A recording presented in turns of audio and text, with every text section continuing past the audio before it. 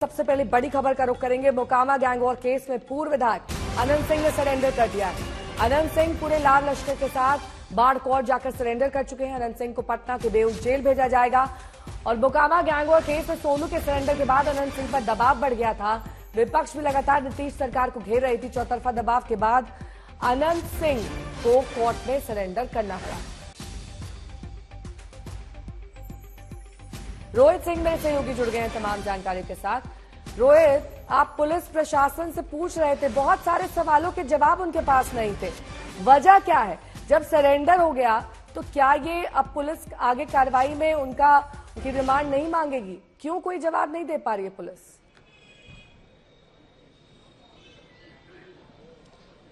देखिए, बिल्कुल सवाल खड़े हो रहे हैं पुलिस के कार्यशैली पर भी कि आखिर पुलिस किस तरीके से पिछले 48 घंटों में काम कर रही है। क्योंकि परसों शाम में जिस तरीके से ये घटना घटी, ताबड़तोड़ इस इलाके में 70 से 80 राउंड फायरिंग होती है। और उसके बाद कल हमने देखा किस तरीके से जो दोनों पक्ष के लोग हैं, शायद चाहे वो अनंत सिंह की तरफ से हो, अनंत सिंह या सोनू मोनू गैंग की तरफ से, सभी लोग जो है वो सामने मीडिया के आके इंटरव्यूज दे रहे हैं।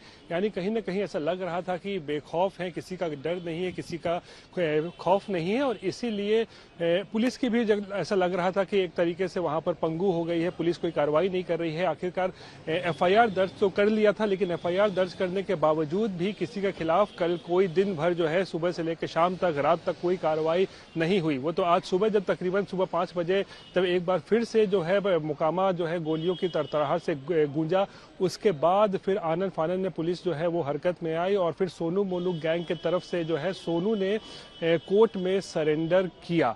यहाँ पहले पुलिस की लापरवाही की कह सकते हैं नाकामयाबी की, उसको गिरफ्तार करने में पुलिस जो है कामयाब नहीं हो पाई। और अब थोड़ी देर पहले तकरीबन मैं बताऊं कि 1 बजे के आसपास अनंत सिंह भी जो है वो सिविल कोर्ट पहुंचे थे बाढ़ में, और यहाँ पे उन्होंने आकर जो है वो सरेंडर किया है। और यहाँ भी पुलिस से जब हमने पूछा तो कुछ खैर उन्होंने माना है कि हाँ, ये अनंत सिंह ने सरेंडर किया है, वो पुलिस उनको गिरफ्तार नहीं कर पाई है। तो अब ये कहीं ना कहीं पुलिस की लापरवाही बिल्कुल है। लेकिन अब हम तस्वीरें आप देखिए सिविल कोर्ट में किस तरीके से यहाँ पूरी तैयारी कर ली गई है।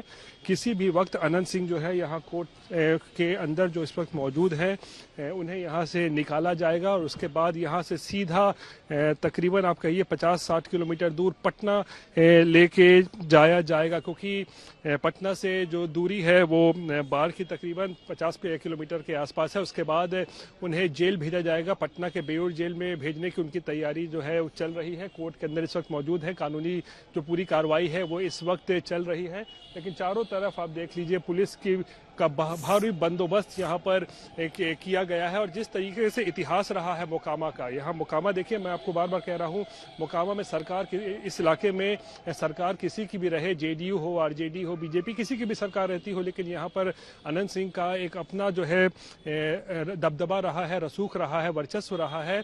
और यहाँ इसलिए उन्हें छोटे सरकार के नाम से जाना जाता है। तो एक अपनी सरकार उनकी यहाँ पे चलती है। और इस बार भी जो ये पूरा मामला सामने आया है वो कहीं ना कहीं वर्चस्व की लड़ाई है। और इसी को लेकर ये पूरा मामला जो है वो सामने देखने को मिला है। और पुलिस की भारी मौजूदगी यहाँ पर आप देख सकते हैं वो हो गई है। और गाड़ियां भी यहाँ लगा दी गई हैं। आप देखिए गाड़ियां जो है यहाँ एक के पीछे एक जो है वो तैयार खड़ी है।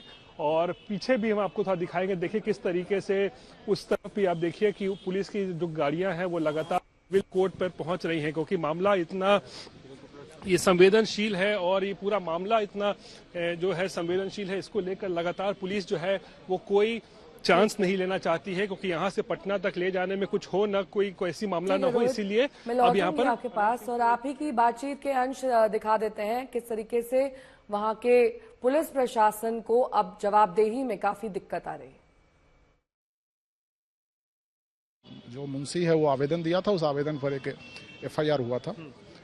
उसके बाद जब पूर्व विधायक जी वहाँ पहुँचे थे और उनके द्वारा जब ताला खोलकर फिर जब ये गांव में पहुँचे नौरंगा जलालपुर में, तो वहाँ पे गोलीबारी हुई। और इस गोलीबारी की घटना के बाद पुलिस के बयान पे एक एफआईआर हुआ है, जिसमें सोनू मोनू और विधायक जी को नामजद अभियुक्त बनाया गया। तीसरा एफआईआर जो जलालपुर नौरंगा की मुखिया जी थी, उनके आवेदन के आधार पर एक एफआईआर हुआ है। चौथा एफआईआर जो गोलीबारी के क्रम में एक व्यक्ति जख्मी हुआ था, जो विधायक जी के साथ में, पूर्व विधायक जी के साथ में गया था, वो जख्मी का जब फर्द बयान पटना से आया है तो उस पर एक एफआईआर हुआ है। राकेश जी, कहीं ना कहीं पुलिस की नाकामयाबी भी तो है ना कि अनंत सिंह ने सरेंडर किया, आप उनको गिरफ्तार नहीं कर पाए पिछले। नहीं, ऐसा नहीं है। पुलिस जो है साक्ष्य संग्रह कर रही थी। कल से पुलिस की कार्रवाई प्रारंभ हुई है और जब पुलिस की कार्रवाई प्रारंभ हुई, कई लोग इसमें पकड़े गए हैं, कुछ लोग फरार हुए हैं। इस पर पुलिस का दबाव था और इस दबाव के कारण ही आत्मसमर्पण हुआ है। अभी कोर्ट के अंदर ही है अनंत सिंह? जी, कोर्ट के अंदर है। क्या आप लोगों ने क्या प्रे किया है कोर्ट से, क्या मतलब?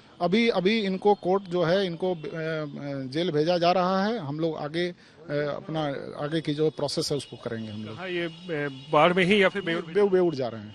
मतलब जेल भेजा जा रहा है? जेल भेजा जा रहा है। कितने दिनों की जो कस्टडी मिली है? अभी नहीं, वही तो ये जुडिशियल कस्टडी में जा रहे हैं। हम लोग आगे जो हम लोगों का कार्रवाई है चार्जशीट वगैरह करने का या एविडेंस कलेक्ट करने के लिए जो हम लोग करेंगे। कितने दिनों की जुडिशियल कस्टडी मिली है अभी? नहीं, अभी तो प्रोसेस चल रहा है। अभी कोर्ट ने कुछ मांग की है रिमांड पे लेने की? नहीं, अभी हम लोग इस विषय में विचार कर रहे हैं। और इस सरेंडर को लेकर क्या कुछ राजनीतिक प्रतिक्रियाएं आ रही हैं, आपको दिखाते हैं।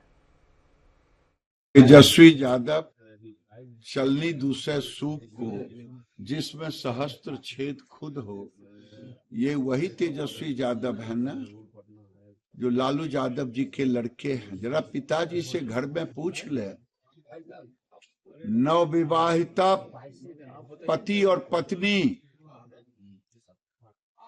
दिन में निकलने में डर लगता था, वो जंगल राज इस राज्य में नहीं आएगा। जो भी अपराधी होगा नीतीश कुमार के राज में उसे सजा मिलेगी। मुख्यमंत्री कोई संज्ञान में नहीं ले रहे, मुख्यमंत्री होश में नहीं। पटना के ठीक करीब आप देखिएगा 100-200 राउंड जो है गोलियां चलाई जा रही है और जो अपराधी हैं खुलेआम जो इंटरव्यू भी दे रहे हैं, चाहे जो भी पक्ष हो, लगातार खुलेआम इंटरव्यू भी दे रहे हैं और नेता भी दे रहे हैं, जो करना है कर लो। तो आप समझ सकते हैं बिहार में लॉ एंड ऑर्डर की स्थिति क्या हो चुकी है। ये पूरी तरीके से अगर आप पूरे बिहार में अपराधियों की पृष्ठभूमि अगर देखेंगे, कौन कौन है वो लोग और कौन लोग जो है इन अपराधियों को संरक्षण